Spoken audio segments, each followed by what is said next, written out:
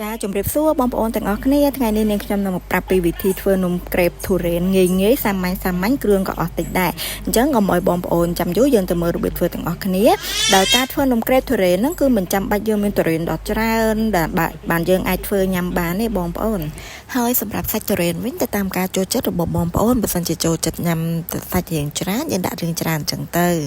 ចាហើយនេះគឺជាគ្រឿងផ្សំម្សៅមីដែលយើងប្រើចំនួន140ក្រាមហើយនេះគឺជាម្សៅឆាឬក៏ម្សៅអង្ករពោតហ្នឹងណាបងប្អូនយើងដាក់តែចំនួន10ក្រាមទេដើម្បីជំនួយឲ្យសាច់នំរបស់យើងគឺស្វិតល្អបន្ទាប់មកយើងដាក់ប្រេងឆាចាហើយនេះគឺជាពងមាន់ចាយើងប្រើចំនួន3គ្រាប់ហើយសម្រាប់ទឹកដោះគោវិញយើងខ្ញុំប្រើចំនួន550មីលីលីត្រតែម្ដងនេះយើងចាក់តែបន្តិចសិនណាបងប្អូនចាយើងលាយច្របល់គ្រឿងទាំងនោះចូលគ្នាឲ្យវារលាយសព្វល្អសិនចំណុចកន្លែងហ្នឹងបើសិនជាបងប្អូនអត់ចង់ដាក់ទឹកដោះគោស្រស់សុទ្ធច្រើនទេយើងអាចដាក់ទឹកកន្លះពាក់កណ្ដាលទឹកដោះគោក៏បានដែរហើយយើងលាយស្ករលាយអីតាមហ្នឹងចឹងទៅតាមការចូលចិត្តរបស់បងប្អូនហើយសម្រាប់ការលាយម្សៅហ្នឹងបងប្អូនអាចលាយកូរដោយដៃក៏បានដែរប៉ុន្តែនាងខ្ញុំប្រើដល់ម៉ាស៊ីនទៅវាឆាប់ឲ្យលាយឲ្យម្សៅជាមួយនឹងទឹកដោះគោគ្រឿងរបស់វាហ្នឹងគឺរលាយចូលគ្នាឲ្យល្អឲ្យយើងគិតថាវាមិនមានជាតិម្សៅកកដុំអញ្ចឹងណាហើយការប្រើម៉ាស៊ីនហ្នឹងគឺយើងប្រើបរិមាណយឺតបំផុតដើម្បីកូរច្របល់ឲ្យគ្រឿងជាមួយម្សៅយើងចូលសព្វគ្នាបានល្អ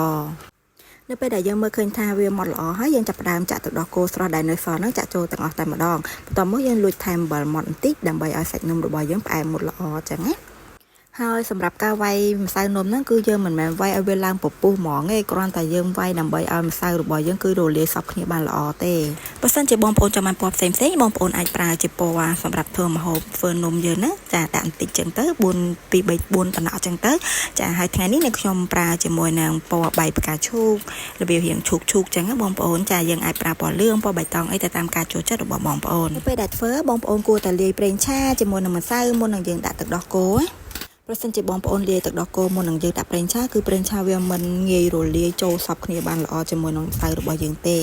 េហើយបន្ទាប់មកទៀតយើងចាប់ផ្ដើមយកកន្ត្រងញឹករបស់យើងណាយកមកត្រងជាមួយនឹងម្សៅរបស់យើងដើម្បីឲ្យសន្មត់ឃើញថាម្សៅរបស់យើងគឺវាស្មូតល្អវាអត់មានកតិចនំកតិចអីខកចេះទេប្រសិនជាបងប្អូនមានពេលយើងអាចពេលលាយហើយយើងអាចទុកក្នុងទូទឹកកករយៈពេល10ទៅ15នាទីចឹងទៅដើម្បីឲ្យសាច់នំរបស់យើងល្អឥឡូវនេះដល់វគ្គដែលយើងចាក់នំហើយរបៀបចាក់នំគឺយើងប្រើជាមួយនឹងខ្ទះអត់ជាប់បងប្អូនចាយើងប្រើខ្ទះបែបនេះដើម្បីឲ្យសាច់នំរបស់យើងស្មូតបានល្អហើយការចៀននំហ្នឹងគឺយើងចាប់ផ្ដើមចៀនជាមួយនឹងដាក់ម្សៅកន្លះវែកពីតវាឲ្យពេញខ្ទះយើងអញ្ចឹងមកហើយយើងគ្របគម្របមួយសន្ទុះបន្តិចសិនហើយការប្រើភ្លើងគឺប្រើភ្លើងតិចទេហើយនៅពេលដែលយើងដាក់ចៀននំនៅពេលដែលស្បកនំគៀងវាស្រួយបែបនេះហើយយើងអាចលើកនំចេញបានគឺឆ្អិនបានល្អហើយយើងធ្វើបែបនេះរហូតតតែអស់ម្សៅនំរបស់យើងហើយសម្រាប់សាច់ទុរេនគឺកាន់តែទុំគឺកាន់តែល្អដើម្បីយើងយកមកធ្វើស្នូលនំក្រេបនេះហើយនៅពេលដែលខ្សាច់ទុរេនទុនអញ្ចឹងគឺងាយស្រួលយកមកលាយជាមួយទឹកដោះគោការដាក់ទឹកដោះគោខាប់នាងខ្ញុំដាក់ចំនួន2ស្លាបព្រាហើយកូរច្របល់គ្នាចូលសព្វអញ្ចឹងសិនការដែលយើងលាយទឹកដោះគោខាប់ចូលជាមួយនឹងទុរេនធ្វើឲ្យសាច់ទុរេនរបស់យើងគឺខ្ទិះហើយគឺកាន់តែឆ្ងាញ់ហើយនាងខ្ញុំដាក់ជាមួយ whipping cream នាងខ្ញុំយកវាមកវាយឲ្យវាឡើងសិនហើយការវាយ whipping cream នេះគឺនាងខ្ញុំចុចល្បឿនលឿនហើយការដែលធ្វើ whipping cream សាច់ cream ហ្នឹងគឺនាងខ្ញុំអត់យករឹងទេយើងខ្ញុំយល់ទុនមកល្មមដើម្បីកុំឲ្យញ៉ាំទៅឆាប់តលាន់